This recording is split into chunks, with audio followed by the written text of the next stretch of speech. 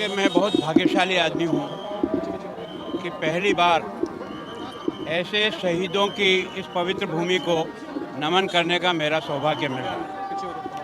मैं सोचता हूँ कि देश धर्म के लिए इससे बड़ा बलिदान अभी तक इतिहास में न कभी पढ़ा है न कहीं सुना है। दोनों बच्चे जो जिनकी उम्र 9 साल और 7 साल थी, जोरावर 9 साल का था, फतेह सिंह 7 साल की,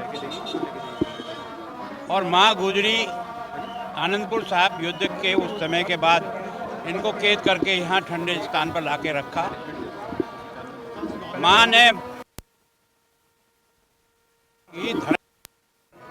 कुछ भी कुर्बानी करनी पड़े तो कभी पीछे मत हो, यातनाएं दी और कहा कि तुम धर्म परिवर्तन करो तो तुम्हें छोड़ देंगे। बच्चों ने कबूल नहीं की और इस कारण से बच्चों को दीवारों में चुनने के लिए ईंटें लगाते रहे और एक ईंट के साथ ही पूछते थे, बोलो अब भी है तुम्हारा मन? उसने कहा नहीं है। दीवार ऊपर चढ़ती आई। फतेह सिंह छोटा था कद में, उसके गले में पहले आ गई। जोरावर सिंह के मन में के आंसू आए तो छोटे भाई ने ललकार के पूछा कि बड़े भैया ये तेरे आंखों में आंसू कैसे? उसने कहा इसलिए नहीं, मुझे इस बात का दुख है कि दुनिया में तू मेरे से बाद में आया, लेकिन देश धर्म के नाम से तू पहले बलिदान कर रहा, इसका मुझे दुख है।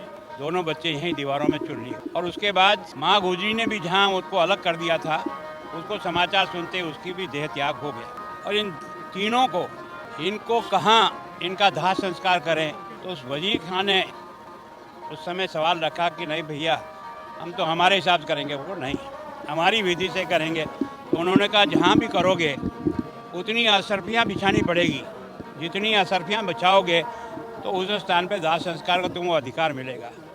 टोडरमल जो यहाँ का सेठ था, उसको ये समाचार मिला तो उसने कहा इससे पवित्र काम मेरे लिए क्या हो सकता है, कैसे शहीद जादों के लिए मैं उनके संस्कार के लिए जगह नहीं।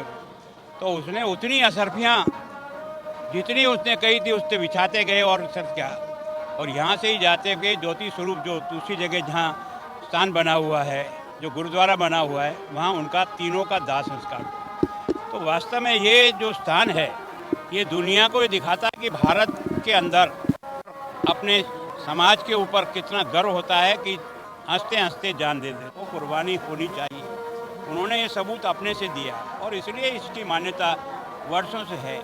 प्रधानमंत्री जी को इस बात के लिए धन्यवाद कि यही तारीख है, उन्होंने उन वीर बालकों का भी सम्मान देश भी कर रहा है, देश के बालक कर रहे हैं और जगह जगह ये कार्यक्रम केवल फतेहपुर गुरुद्वारा में नहीं हो रहा है, आज हिंदुस्तान के लाखों जगह पर उन वीर बालकों के बारे में कार्यक्रम चल रहे हैं।